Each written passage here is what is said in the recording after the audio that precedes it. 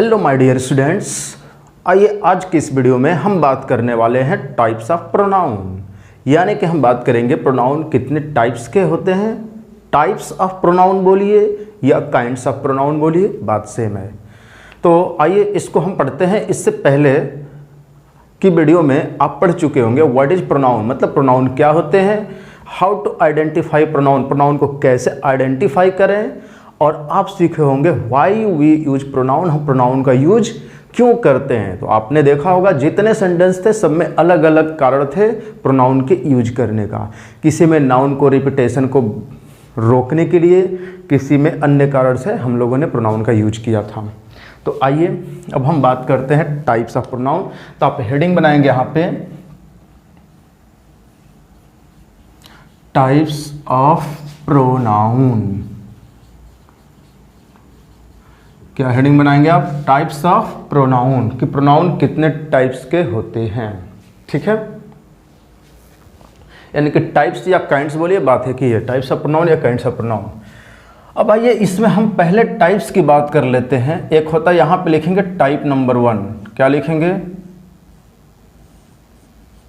Type number 1। अब इस type number 1 में जो प्रोनाउन होगा इसका हम नाम क्या देंगे?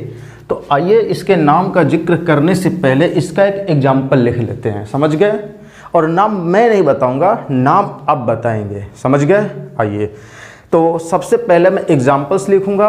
वो एग्जाम्पल्स क्या रिप्रेजेंट करते हैं, क्या बताते हैं, उन एग्जाम्पल्स के आधार पे इसका नाम क्या रखा जाए ये आप बताएंगे। ठीक, चलिए। तो यहां पे मैंने एक एग्जाम्पल लिखा आई, इसको एक काम करते हैं, ही लिख लीजिए। जैसा आ जाएगा कि he helped me do my work. He helped me do my work. उसने मदद की मेरी काम करने में। ही हेल्प्ड मी मतलब उसने मेरी मदद की, डू माई वर्क मतलब मेरे काम करने में। उसने मेरी काम करने में मेरी मदद की। He helped me do my work. इसमें आप देखेंगे कितने प्रोनाउन हैं। आपने बोला प्रोनाउन तो आइडेंटिफाई करना सीख चुके हैं ना, बता सकते हैं। प्रोनाउन आइडेंटिफाई करना आप सीख चुके हैं। अगर उस वीडियो को अच्छे से आप देखे होंगे तो मैं श्योर ये कह सकता हूं कि आप इनमें प्रोनाउन को आइडेंटिफाई कर लेंगे। तो बताइए कौन कौन से प्रोनाउन है। आपने बोला कि सर एक ही हमको प्रोनाउन नजर आ रहा है या नहीं? आप बोलेंगे सर है। फिर मैं पूछूंगा और कौन सा प्रोनाउन है? आप बोलेंगे सर यहाँ पे एक मी प्रोनाउन नजर आ रहा है। आ रहा है ना? तो यहाँ पे मी प्रोनाउन नजर आ रहा है और ही, यानी कि ही और मी दो प्रोनाउन नजर आ रहे हैं। यानी कि एक ही है और दूसरा मी है, यानी कि दो प्रोनाउन नजर आ रहे हैं आपको। अब ये दोनों है क्या? इंसान है या जानवर? कहेंगे अरे सर इंसान तो थोड़ी ना है, इंसान ही या जानवर थोड़ी ना है। यहाँ पे he helped me do my work, वो क्या है? इंसान ही है। एक इंसान ने दूसरे इंसान की मदद की काम करने में। समझ रहे हैं? जानवर तो है नहीं। तो कहेंगे सर यहाँ इंसान नहीं, बल्कि ये जानवर नहीं, ये इंसान है। जानवर नहीं, क्या है? इंसान है। यानी कि इंसान का मतलब वो पर्सन है। क्या है? तो यहाँ मैं बात किसकी करने लग जा रहा हूँ? पर्सन की बात करने लग जा रहा हूँ। तो दोनों के दोनों पर्सन है, कोई ना कोई। एनिमल तो है नहीं। समझ में आ रही है ना मेरी बातें? हाँ, आप तो श्योर ही हैं कि भाई ही जो है जिसने मेरी मदद की वो तो कोई इंसान ही होगा, और मैं भी आपको इंसान ही नज़र आ रहा हूँ। कुछ ऐसे भी होंगे जो कहेंगे नहीं मुझे तो इंसान नज़र नहीं आ रहे हैं, पर ऐसी बात नहीं है, सुधर जाया करो। यहाँ पे इंसान ही है, ठीक है? हम और ये दोनों लोग इंसान हैं। समझ गए? तो यहाँ पे क्या समझ में आया? ये भी एक इंसान, ये भी एक इंसान। और जब इंसानों की बात हो रही यानी कि पर्सन की, तो इसके आधार पे आप बताइए कि क्या यहाँ पे टाइप नंबर 1 में जो हम नाम रखें वो क्या नाम रखें? तो कहेंगे सर यहाँ बात पर्सन की हो रही है ना, तो इसके आधार पे इसका नाम शायद पर्सनल प्रोनाउन रखना चाहिए। क्या रखना चाहिए? पर्सनल प्रोनाउन रखना चाहिए। तो लिख दूं? चलिए लिख देते हैं पर्सनल प्रोनाउन। यानी कि एक टाइप नंबर 1 में हमारे सामने एक प्रोनाउन बनकर के आया जिसका नाम पड़ा पर्सनल प्रोनाउन। क्या नाम पड़ा? Personal pronoun. ठीक है, अब बात कर लेते हैं टाइप नंबर 2 की। टाइप नंबर 2 में जो एग्जाम्पल्स लिखने वाला हूं उससे पहले मैं इस एग्जाम्पल्स को मिटाने वाला हूं, तो आप चाहे तो साथ साथ इसे नोट कर सकते हैं। समझ गए? तो अब मैं इसे इरेज करता हूं और टाइप नंबर 2 की बात कर लेता हूं। ठीक है, मिटाऊं।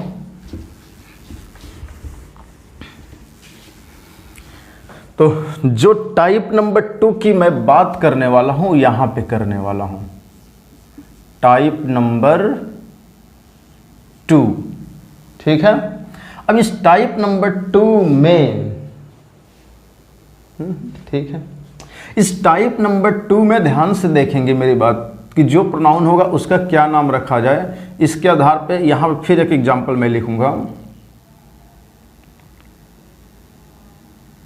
मैं अगर लिखा कि दिस हाउस इज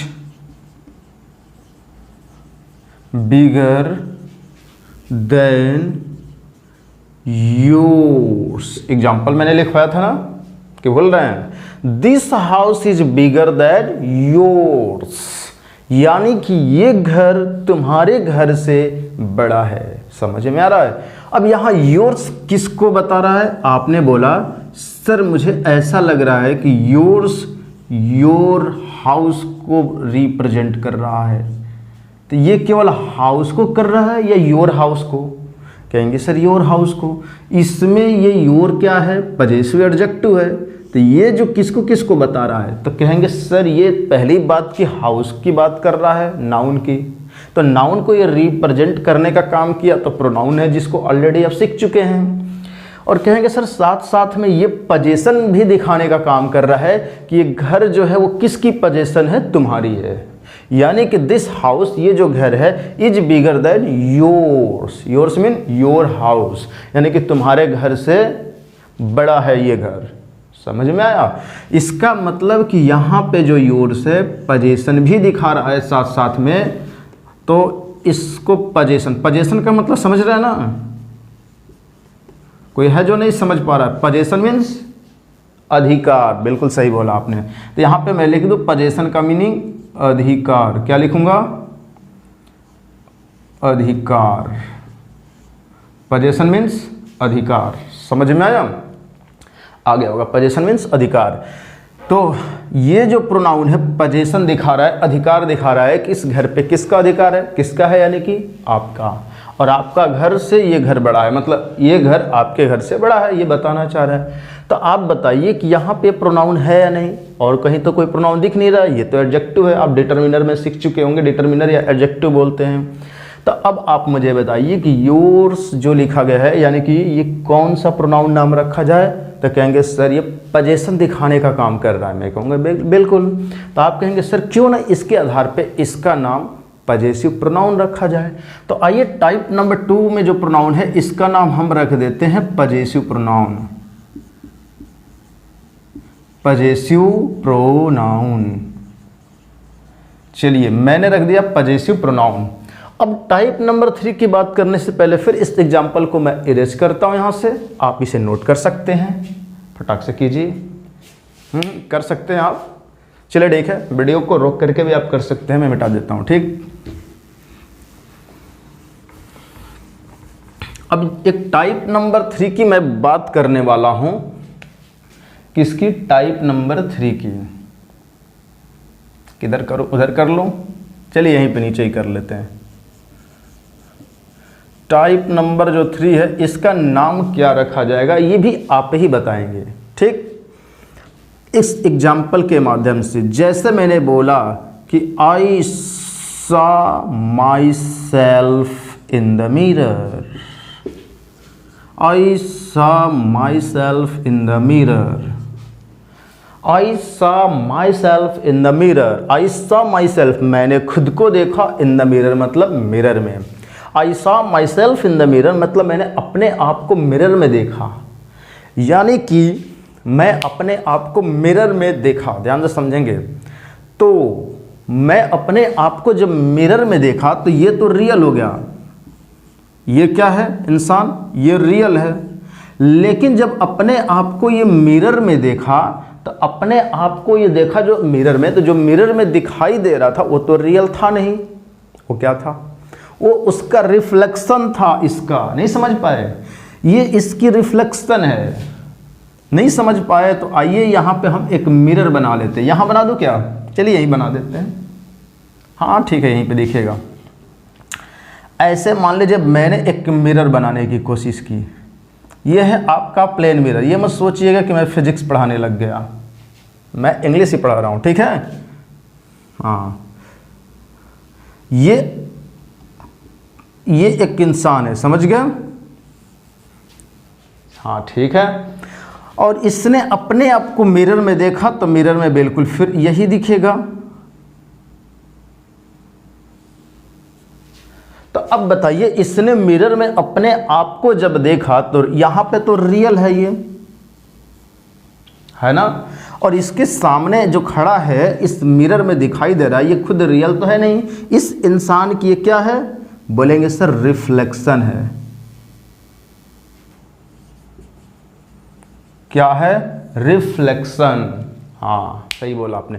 तो इसकी ये रिफ्लेक्शन होगी, तो बोलेगा कोई भी इंसान कि मैंने अपने आप को मिरर में देखा, मैं यहाँ था, मेरे सामने मिरर था, तो मैंने खुद को मिरर में देखा, तो मैं तो रियल यहाँ हूँ। जो मिरर में दिख रहा है वो क्या है, मेरी रिफ्लेक्शन।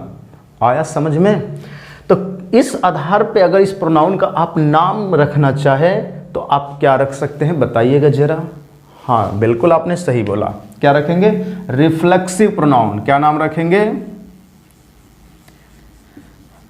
Reflexive pronoun. देख रहे हैं, ऐसे आपको याद भी होता चला जाएगा कि हाँ कौन कौन से प्रोनाउन होते हैं, किस टाइप्स के होते हैं। तो मैं फिर बात कर लेता हूँ नेक्स्ट की, इसको इरेज करूँ, रिफ्लेक्सिव प्रोनाउन। तो यहाँ पे हम लोगों ने 3 टाइप्स के प्रोनाउन पढ़े, रिफ्लेक्सिव प्रोनाउन के बारे में पढ़ लिए। अब फिर मैं बात करने वाला हूँ कौन से प्रोनाउन की, टाइप नंबर 4 में क्या प्रोनाउन आने वाला है, इसका नाम बताएंगे आप। ठीक, एग्जाम्पल्स लिख देता हूं मैं। आई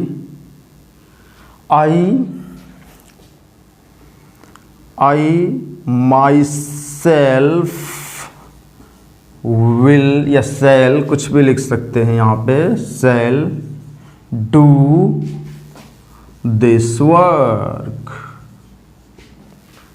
दिख रहा है, I myself shall do this work, मैं खुद ये काम करूंगा। कभी कभी होता है ना, बहुत आप गुस्से में होते हैं, कई लोगों से कहते हैं ये काम कर दो, लोग नहीं करते हैं, आपको आता है गुस्सा और एकदम एम्फेसाइज करते बोलते हैं मैं खुद ये काम करूंगा। ऐसे ही तो बोलते हैं, मैं खुद ये काम करूंगा, ऐसे ही तो बोलते होंगे, सही है ना, बिल्कुल।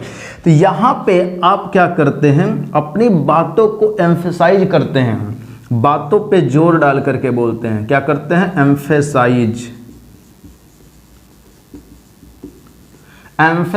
करते हैं बातों को, ठीक है। I myself shall do this work, I myself shall do this work, मैं खुद ये काम करूंगा। इसमें आप क्या कर रहे हैं, अपने आप के ऊपर एम्फेसाइज कर रहे हैं, यानी कि ये प्रोनाउन इसको एम्फेसाइज कर रहा है, तो इसको क्या बोलेंगे, एम्फेसाइजिंग प्रोनाउन या एम्फेटिक प्रोनाउन बोल सकते हैं। हाँ एक बात और ध्यान देंगे, अगर ये सब्जेक्ट के बाद लिखा गया है तो सब्जेक्ट को एम्फेसाइज कर रहा है। कभी कभी इसे हम ऑब्जेक्ट के बाद भी लिख देते हैं तो ऑब्जेक्ट को एम्फेसाइज करने लग जाता है। जैसे मैं लिखूंगा, I cooked food myself, I cooked food, मैंने खाना पकाया, माई सेल्फ मतलब खुद, मैंने खाना खुद पकाया, मतलब इस फूड को एम्फेसाइज कर रहा है। अगर इस ऑब्जेक्ट के बाद आया तो ये ऑब्जेक्ट को एम्फेसाइज कर रहा है, अगर ये सब्जेक्ट के बाद आया तो ये सब्जेक्ट को एम्फेसाइज कर रहा है। क्लियर। अब आपको ये रिफ्लेक्शन नहीं दिख रहा है, शक्ल और सूरत में रिफ्लेक्सिव प्रोनाउन के जैसा ही दिखता है पर काम कुछ अलग करता है, आपको भी दिख रहा होगा। रिफ्लेक्सिव प्रोनाउन रिफ्लेक्शन होता है किसी का, और ये रिफ्लेक्शन नहीं है। आई का क्या ये रिफ्लेक्शन है, नहीं, मैंने ये काम, मैंने खाना खुद पकाया, मैं खुद ये काम करूंगा, ठीक है। तो यहां बातों को एम्फेसाइज कर रहा है। अगर सब्जेक्ट के बाद आया तो सब्जेक्ट को एम्फेसाइज, ऑब्जेक्ट के बाद आया तो ऑब्जेक्ट को एम्फेसाइज करेगा। तो ये एम्फेसाइज करने का काम करता है। इसको डीप में पढ़ेंगे, फिर इस टाइप्स को जब पढ़ लेंगे कितने टाइप्स के होते हैं तो एक एक को उठाया जाएगा और बारी बारी से बहुत ही डिटेल में पढ़ा जाएगा। समझ गए? तो I myself shall do this work में ये एम्फेसाइज कर रहा है सब्जेक्ट को, ये एम्फेसाइज कर रहा है ऑब्जेक्ट को। तो इसके आधार पे आप इसका नाम क्या रखना चाहेंगे? Emphatic pronoun. क्या नाम रखेंगे? Emphatic pronoun. ठीक है, तो इसका नाम आप रखेंगे एम्फेटिक प्रोनाउन। समझ पाए कि नहीं समझ पाए? आप कहेंगे सर मैं समझ लिया। इसको आप इरेज करते हैं और मैं इसे मतलब मैं यहां से मिटाता हूं, आप लिख लीजिए। ठीक,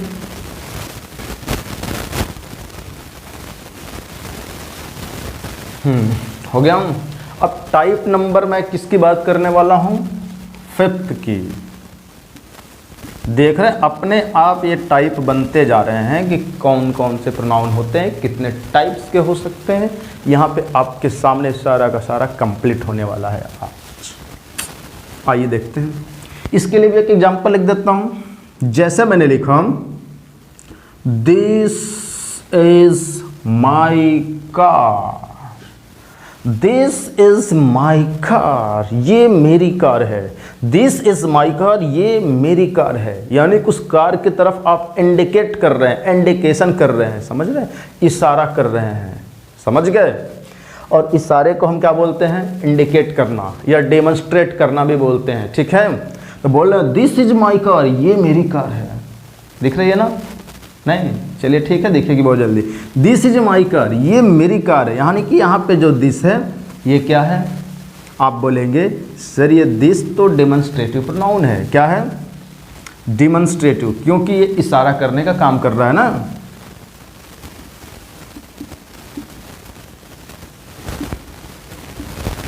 डेमोन्स्ट्रेटिव प्रोनाउन। ये नीचे वाले एग्जाम्पल्स को भी रेज करते हैं। अब एग्जाम्पल्स मुझे लग रहा है उधर लिखने पड़ जाएंगे। समझ गए?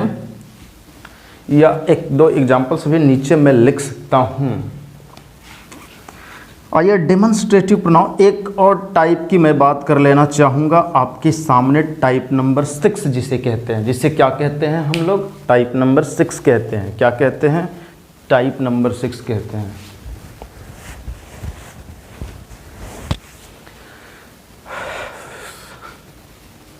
टाइप नंबर 6 की अगर मैं बात करना चाहूँ तो क्या नाम रखेंगे? जैसे मैंने बोला, इधर लिख दूँ क्या?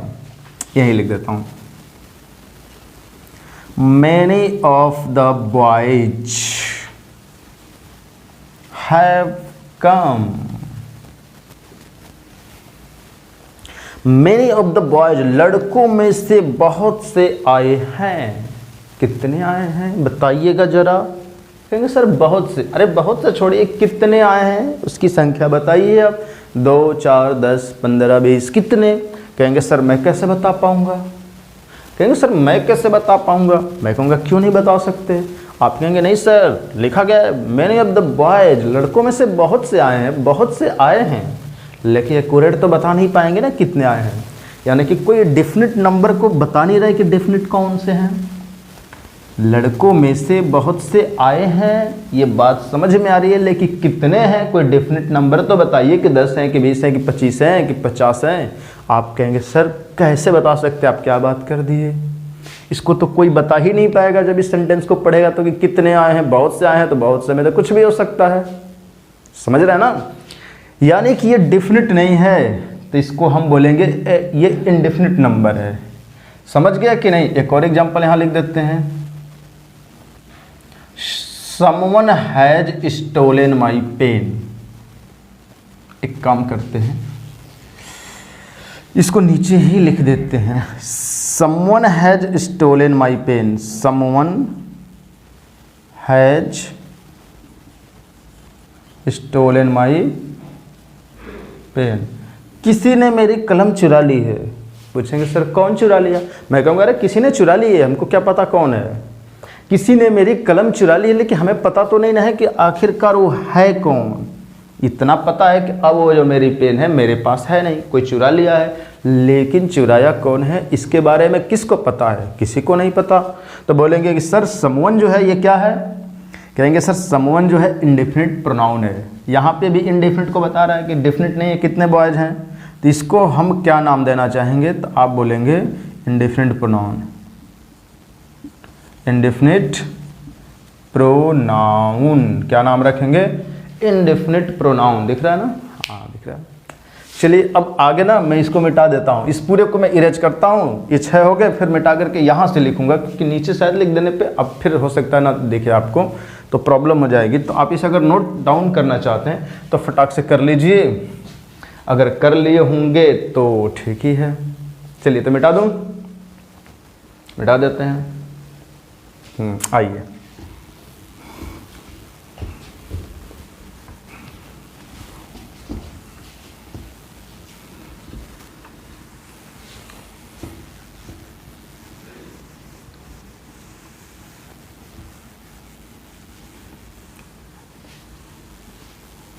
तो टाइप नंबर 6 की हम लोगों ने बात की थी। अब जब बात करने वाले हैं टाइप नंबर 7 की, टाइप नंबर 7 की यानी कि टाइप नंबर 7 की बात करने वाले कि जो टाइप नंबर 7 में जो प्रोनाउन आने वाला है उसका अगर आप नामकरण करें तो क्या कर सकते हैं। आइए बात कर ही लेते हैं इसकी भी। अगर मैंने लिखने की कोशिश की एज ऑफ द गर्ल्स, ठीक है यही लिख देते हैं examples. Age of the girls age are ready to do this work, ठीक। Age of the girls is ready to do this work यानी कि लड़कियों में से प्रत्येक या हर एक लड़की, लड़कियों में से प्रत्येक या बोल सकते हैं हर एक लड़की क्या है? रेडी है इस काम को करने के लिए। हर एक लड़की रेडी है। तो यहाँ पे कौन कौन सी लड़की रेडी है? आप बोलेंगे सर हर एक लड़की। हर एक लड़की का मतलब सभी लड़कियां रेडी हैं, नहीं समझ पाए? लड़कियों में से हर एक लड़की रेडी है इस काम को करने के लिए, इसका मतलब सबकी सब लड़कियां रेडी हैं। तो ये बात तो सबकी कर रहा है, लेकिन आपको क्या ऐसा नहीं लग रहा है कि वो उनको डिस्ट्रीब्यूट कर दिया, डिस्ट्रीब्यूट करके एक एक करके सबकी बात कर रहा है? नहीं तो डायरेक्ट एक ही बार बोलता सभी लड़कियां रेडी हैं तो डिस्ट्रीब्यूट नहीं होता, लेकिन यहाँ पर डिस्ट्रीब्यूट कर दिया, बात सबकी कर रहा है लेकिन एक एक को कर करके यानी कि एक एक करके सबकी बात कर रहा है। इसी को डिस्ट्रीब्यूट करना बोलते हैं, अलग करना। डिस्ट्रीब्यूट मतलब बांटना। तो ये बांट दिया ना उनको अलग अलग में, समझ रहे हैं? समझ रहे होंगे। तो ईच ऑफ द गर्ल्स लड़कियों में से हर एक लड़की यानी प्रत्येक लड़की रेडी इस काम को करने के लिए। ये डिस्ट्रीब्यूट करने का काम कर रहा है। क्या करने का काम कर रहा है? डिस्ट्रीब्यूट। ये डिस्ट्रीब्यूट कर दिया, समझ गए? तो अगर इसके आधार पे आप नाम देना चाहें इसका तो आप क्या देंगे? कहेंगे सर नाम देने वाली बात कौन सी है? डिस्ट्रीब्यूट कर रहा है तो इसका नाम डिस्ट्रीब्यूटिव प्रोनाउन रखा जाए। चलिए बिल्कुल सही आपने बोला, तो रख देते हैं। तो क्या नाम रखेंगे? Distributive pronoun. डिस्ट्रीब्यूटिव प्रोनाउन, इसका नाम क्या हो गया? Distributive pronoun. क्या नाम रखे आपने? हाँ बोलिए एक बार, जरा बोलते रहिए आप साथ साथ, बोलिए एक बार फिर से। डिस्ट्रीब्यूटिव प्रोनाउन, समझ गए? अब ये आपके हो गए टाइप नंबर 7 में प्रोनाउन। अब बात करने वाले हैं टाइप नंबर 8 की। इसके लिए फिर इसको इरेज करना पड़ेगा हमें, समझ गए? इरेज कर दूं, आइए कर देते हैं।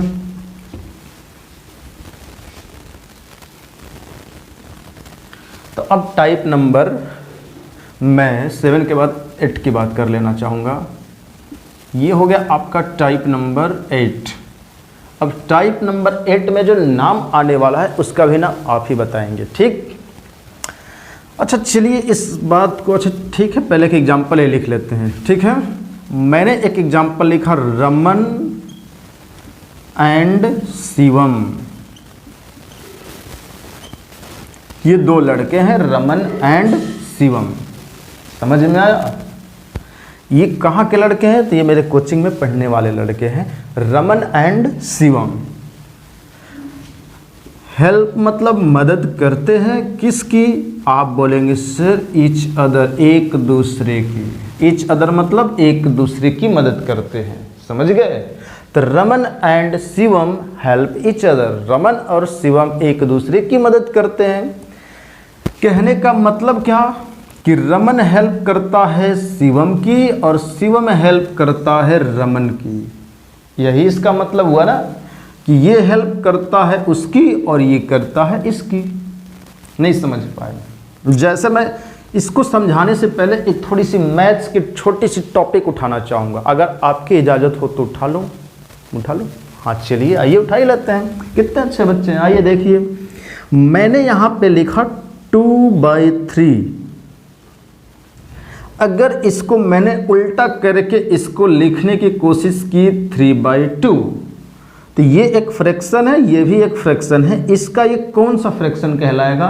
नाम जानते हैं, मैथ्स पढ़ते हैं ना? हाँ बता सकते हैं। 2/3 का उल्टा मैंने 3/2 लिखा, तो इसका ये कौन सा फ्रैक्शन कहलाएगा? हाँ बोलिए ना। नहीं जानते? अरे जानते हैं, जानते हैं तो बोलिए। सही बोला आपने, हाँ ठीक है सही बोला आपने। क्या बोला? इसका नाम पड़ेगा रेसिप्रोकल प्रोनाउन। प्रोनाउन नहीं, मैंने तो प्रोनाउन यहाँ पे पढ़ाऊंगा ना। यहाँ पर रेसिप्रोकल फ्रैक्शन है, ये रेसिप्रोकल फ्रैक्शन है। हिंदी में बोलते हैं शायद व्युत्क्रम भिन्न, ठीक है? रेसिप्रोकल का मतलब व्युत्क्रम भिन्न बोलते हैं कि 2/3 का उल्टा 3/2 हो गया और 3/2 का उल्टा 2/3। तो इसका रेसिप्रोकल ये और इसका रेसिप्रोकल ये। एक और एग्जांपल समझ लेते हैं। जैसे मैंने लिखने की कोशिश की 2 का रेसिप्रोकल क्या होगा? आपने बोला सर 2 का 1/2 होगा। क्यों? क्योंकि कहेंगे सर 2 के नीचे कुछ होता नहीं है, तो इसके नीचे 1 माना जाता है फ्रैक्शन में, और इसको जब उल्टा करेंगे 1/2 हो जाएगा। तो 2 का रेसिप्रोकल 1/2, और 1/2 का रेसिप्रोकल किसी ने पूछ दिया फिर कि 1/2 का रेसिप्रोकल, तो आपने बोला 2। मतलब इसका रेसिप्रोकल ये और इसका रेसिप्रोकल ये। समझ रहे हैं? तो रेसिप्रोकल का मतलब उल्टा, उल्टा का मतलब इसका ये रेसिप्रोकल तो इसका ये रेसिप्रोकल। ऐसे ही आप मुझे बताएंगे 5 का रेसिप्रोकल, तो आप बोलेंगे 1/5, और 1/5 का तो फिर 5, तो 5 का 1/5 और 1/5 का 5। इसका ये और इसका ये, इसका ये इसका ये।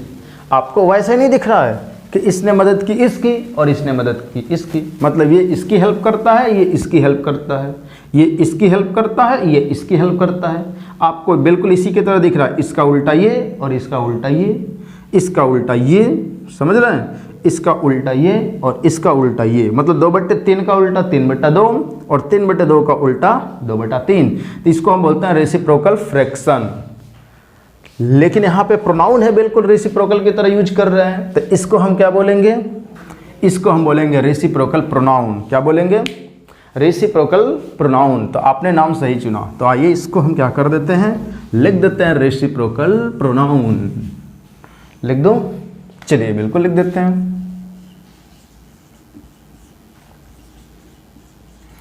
ये हो गया आपका रेसिप्रोकल प्रोनाउन। समझ गए? बिल्कुल समझ गए।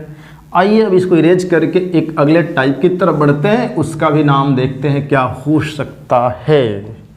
तो यहाँ पे लिखेंगे टाइप नंबर 9। इसको भी एग्जाम्पल से ही समझने की कोशिश करते हैं।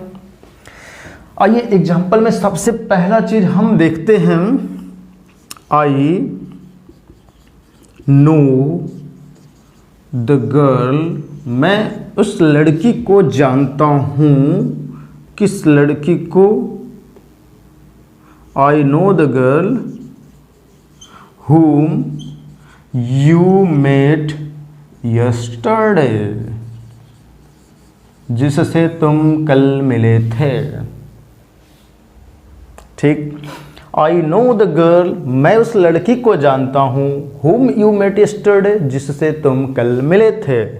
इसमें कितने प्रोनाउन हैं आप पहचान लेंगे कि सर 2 है, एक है आई, यहाँ लिख लीजिए नहीं समझ पा रहे हैं तो प्रोनाउन, आपने लिख लिया प्रोनाउन। फिर यहाँ पे ये कौन सा प्रोनाउन है इसकी बात मैं करूँगा अभी। प्रोनाउन है या नहीं, कहेंगे सर है, मैं कहूँगा कैसे है, आपने बोला सर इस गर्ल को ये क्या कर रहा है, बता रहा है कि आई नो द गर्ल, मैं लड़की को जानता हूँ। कौन सी लड़की को, whom you met yesterday, जिससे तुम कल मिले थे, जिससे तुम कल मिले थे, बोलिए एक बार और, जिससे तुम कल मिले थे। तो कल किससे मिले थे, लड़की से। किससे मिले थे, लड़की से। तो ये whom किसको बता रहा है, लड़की को, यानी गर्ल को रिप्रेजेंट कर रहा है। और गर्ल क्या है, आप बोलेंगे सर ये तो नाउन है। तो डिफिनेशन में आप तो सीख चुके हैं, जो नाउन को रिप्रेजेंट करता है वो प्रोनाउन होता है, या जो नाउन के लिए आ जाता है वो प्रोनाउन हो जाता है। तो आई नो द गर्ल, मैं लड़की को जानता हूँ। कौन सी लड़की, किसको, whom you met yesterday, जिससे तुम कल मिले थे। तो कल तुम मिले किससे थे, कहोगे सर लड़की से मिला था। तो ये whom आपको नहीं लग रहा है गर्ल को रिप्रेजेंट कर रहा है, तो ये प्रोनाउन हुआ कि नहीं हुआ, तो कहेंगे सर हो गया। देखिए तो कितने अच्छे बच्चे हैं, हो गया ना। हाँ, तो आई नो द गर्ल, मैं लड़की को जानता हूँ। कौन सी लड़की, जिससे तुम कल मिले थे। अब बताइए कि ये जो है इस लड़की को क्या कर रहा है, रिप्रेजेंट कर रहा है, तो इसका मतलब प्रोनाउन हुआ। लेकिन इसको ये नेक्स्ट वाली सेंटेंस में, इधर वाली क्लाज में, इस वर्ब का ऑब्जेक्ट बनाकर रिलेट करा रहा है। क्या करा रहा है, रिलेट करा रहा है। मतलब ऐसा नहीं ना लग रहा है कि इधर वाला जो सेंटेंस आपको दिख रहा है वैसे सेंटेंस है नहीं, ये क्लाज है। बाद में चलेंगे तो इसकी हम बात करेंगे, लेकिन आप क्लाज जानते नहीं होंगे कि है क्या, इसलिए मैं इसे फिलहाल सेंटेंस कह करके काम चला लेता हूँ, आप समझ लीजिएगा। ठीक, आई नो द गर्ल, मैं लड़की को जानता हूँ, एक सेंटेंस है। फिर whom you met yesterday, जिससे तुम कल मिले थे। आपको क्या लग रहा है कि इसका रिलेशन उधर कहीं बैठ नहीं रहा है, रिलेट हो रहा है कि नहीं हो रहा है। कहेंगे सर हो रहा है। ऐसा नहीं ना है कि ये पूरा का पूरा ये पराया सा लग रहा है, लग रहा नहीं, इससे उसका कोई मतलब ही नहीं है, ऐसा लग रहा है क्या, नहीं लग रहा है। कह रहा है कि मैं लड़की को जानता हूँ। कौन सी लड़की को, जिससे तुम कल मिले थे।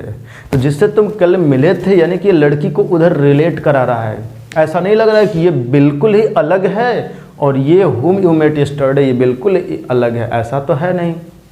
इसका मतलब कि ये जो है ना, ये दो काम कर रहा है। पहली चीज़ कि इस गर्ल को बता रहा है, तो प्रोनाउन हुआ। गर्ल एक नाउन है, नाउन के बारे में कुछ बता रहा है, मतलब कुछ बताने का मतलब नाउन को रिप्रेजेंट कर रहा है उधर, लेकिन क्या बनाकर, इस वर्ब का ऑब्जेक्ट बनाकर के। क्या बनाकर, ऑब्जेक्ट बनाकर। यानी कि ये जो है इस गर्ल को, इस नाउन को उधर रिलेट करा रहा है एक ऑब्जेक्ट बनाकर। इसके आधार पे बोलेंगे कि सर ये रिलेट करने का काम करता है, और रिलेट करने का काम करता है, साथ साथ प्रोनाउन भी है, क्योंकि इस गर्ल को ही उधर नाउन को रिलेट करा रहा है। तो आप इसके आधार पे क्या नाम रखना चाहेंगे, तो बोलेंगे रिलेटिव प्रोनाउन रख देते हैं। तो सही आपने कहा, क्या नाम रख देते हैं, रिलेटिव प्रोनाउन। रिलेटिव प्रोनाउन, इसका नाम क्या रख देते हैं, रिलेटिव प्रोनाउन। हाँ, तो आइए अब रिलेटिव प्रोनाउन की बात तो मैंने कर ही लिया, और आगे की तरफ बढ़ते हैं। इस एग्जाम्पल को मिटा देते हैं। अब रिलेटिव प्रोनाउन जिस दिन अच्छे से पढ़ाया जाएगा, एक एक इसमें जितने भी टाइप हैं, हर एक टाइप को एक एक को उठा करके और एकदम डिटेल में गहराई में पढ़ा जाएगा, और ऐसा पढ़ा जाएगा कि फिर प्रोनाउन पढ़ने की ज़रूरत आपको नहीं पड़ेगी। समझ रहे हैं, क्यों नहीं पड़ेगी, क्योंकि इसके बाद आपका डाउट सारा खत्म हो जाएगा। हाँ, फिर भी आगे पढ़ना चाहें तो आप पढ़ सकते हैं, लेकिन आपके जो डाउट हैं जितने, वो सब कंप्लीट हो जाएंगे हमारे इस चैनल पे। आइए, तो यहाँ पे अब मैं बात करने वाला हूँ टाइप नंबर 10 की, और इसका भी नाम आप ही रखेंगे। मैं रख देता हूँ यहाँ पे हु,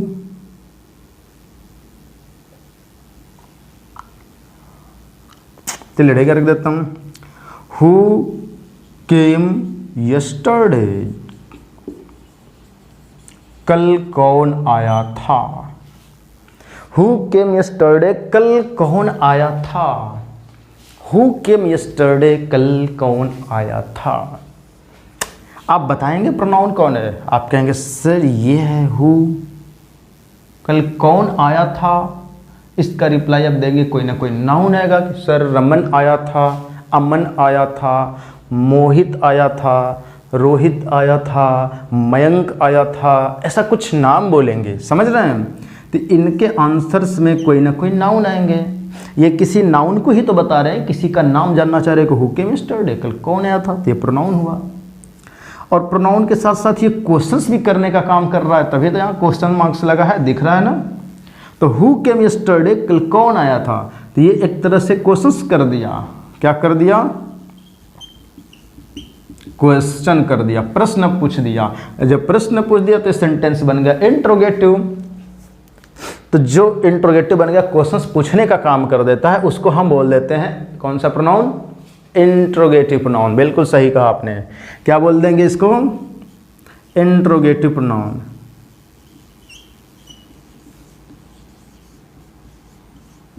इंट्रोगेटिव प्रोनाउन, इसका नाम क्या रखेंगे हम लोग? इंट्रोगेटिव प्रोनाउन रखेंगे। क्या रखेंगे?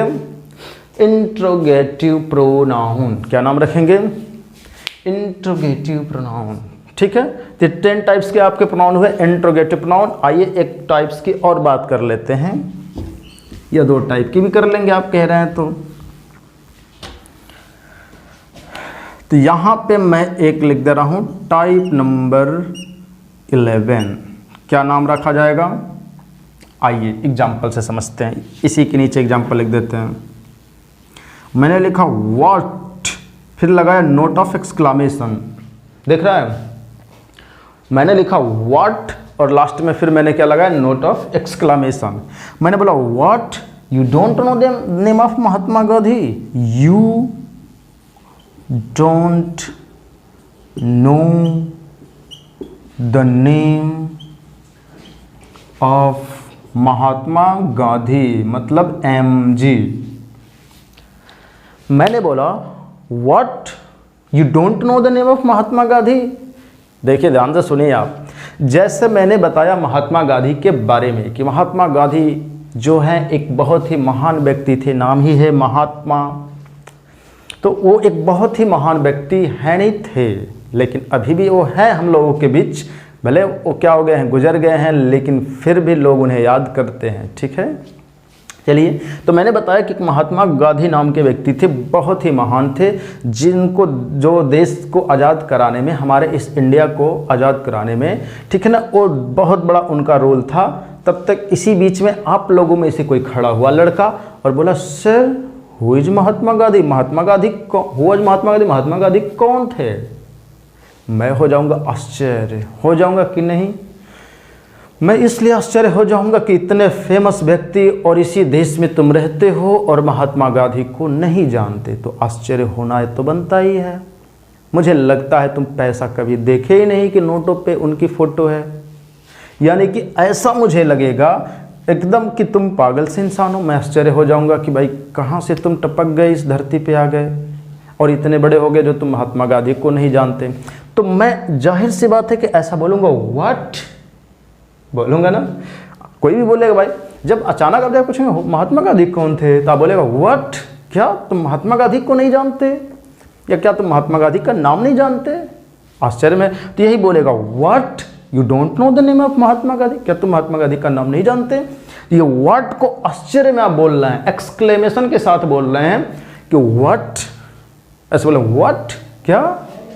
तो यानी कि क्या आप प्रश्न कर रहे हैं? नहीं, इसीलिए लास्ट में लगा यहाँ पे नोट ऑफ एक्सक्लामेशन बोलते हैं, समझ गए? तो इसके आधार पे इसका नाम आप रखेंगे एक्सक्लामेटरी प्रोनाउन। एक्सक्लामेटरी प्रोनाउन, क्या नाम रखेंगे? Exclamatory pronoun. चलिए एक छोटा सा और टाइप्स की मैं बात ही कर लेता हूँ फिलहाल के लिए, ठीक है। उसके बाद इस वीडियो को यहीं पे हम ब्रेक कर देते हैं, ठीक है। छोटा ही थोड़ा रहे, ठीक। तो इसके लिए सबसे पहले मुझे ऊपर का ये मिटाना पड़ेगा, और यहाँ पे मैं आपके सामने एक सेंटेंस लिखने की कोशिश करूँगा। हिंदी में पहले लिखकर फिर इंग्लिश बना देता हूँ, ठीक। थोड़ा बेहतर तरीके से आप समझ पाएंगे, ठीक।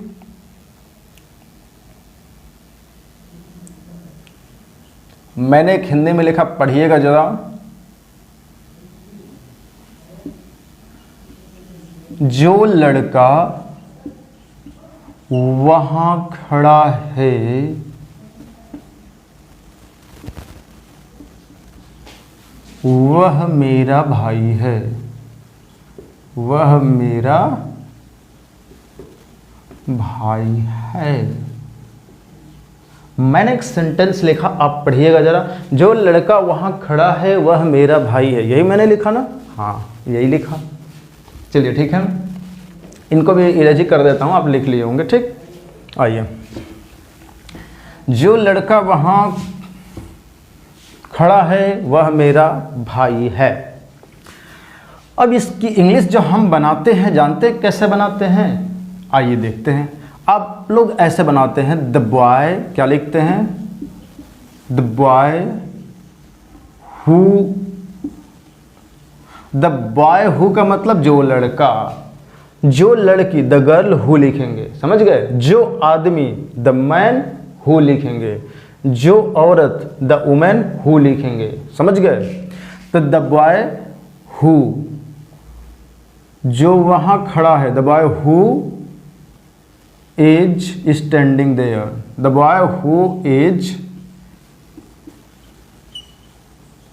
स्टैंडिंग देयर, यानी कि जो लड़का वहां खड़ा है, जो लड़का वहां खड़ा है, बोलेंगे the boy who is standing there.